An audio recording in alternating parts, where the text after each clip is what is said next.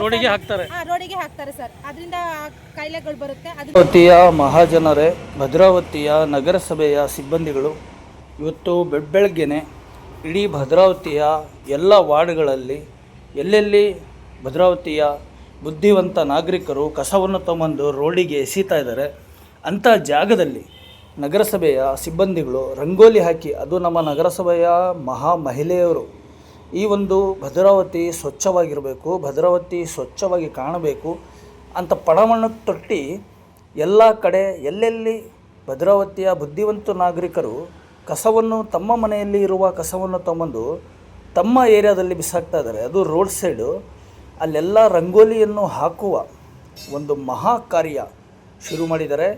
ಪ್ರತಿಯೊಂದು ವಾರ್ಡಲ್ಲೂ ಸಹ ಎಲ್ಲಿ ನಮ್ಮ ಮಹಾ ನಾಗರಿಕರು ಕಸವನ್ನು ತಗೊಂಡು ರೋಡಿಗೆ ಎಸೀತಾ ಇದ್ದಾರೆ ಅಲ್ಲೆಲ್ಲ ರಂಗೋಲಿ ಹಾಕುವ ಒಂದು ಮಹಾ ಕಾರ್ಯ ಶುರುವಾಗಿದೆ. ತಾವು ನೋಡಿ ತಮ್ಮ ಏರಿಯಾ, ತಮ್ಮ ಬೀದಿ, ತಮ್ಮ ಊರು ಎಲ್ಲದೂ ಸಹ ಸ್ವಚ್ಛವಾಗಿರಬೇಕು. ಇಲ್ಲ ಅಂದರೆ ಕಾಯಿಲೆಗಳು ನಮ್ಮ ಮನೆ ಬಾಗಿಲಿಗೆ ಬರೋದಂತೂ ಖಚಿತ.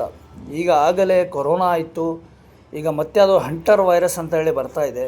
ಇದನ್ನೆಲ್ಲ ಈ ವೈರಸ್ಗಳನ್ನು ನಾವು ತಡೆ ಹಿಡಿಬೇಕು ಅಂದರೆ ಆದಷ್ಟು ಬೇಗ ನಾವು ನಮ್ಮ ಕಸನ ಗಾಡಿಗೆ ಕೊಡಬೇಕು. ಇಲ್ಲ ಅಂದರೆ ಮನೆಯಲ್ಲಿ ಕಾಯಿಲೆಗಳು ಬರೋದಂತೂ ಖಚಿತ.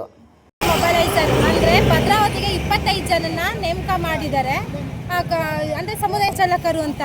ನಾವು ಮನೆಗಳಿಗೆ ಕಸಗಳನ್ನು ಬೇರ್ಪಡಿಸಿ ಕೊಡುವಂತೆ ಕೇಳಿದ್ದೀವಿ. ಅಂದರೆ ಅದನ್ನ ಪ್ರತಿಯೊಂದನ್ನು ಸಹ ರೋಡಿಗೆ ಹಾಕ್ತಾರೆ ಸರ್. ಅದರಿಂದ ಕಾಯಿಲೆಗಳು ಬರುತ್ತೆ. ಅದನ್ನೆಲ್ಲ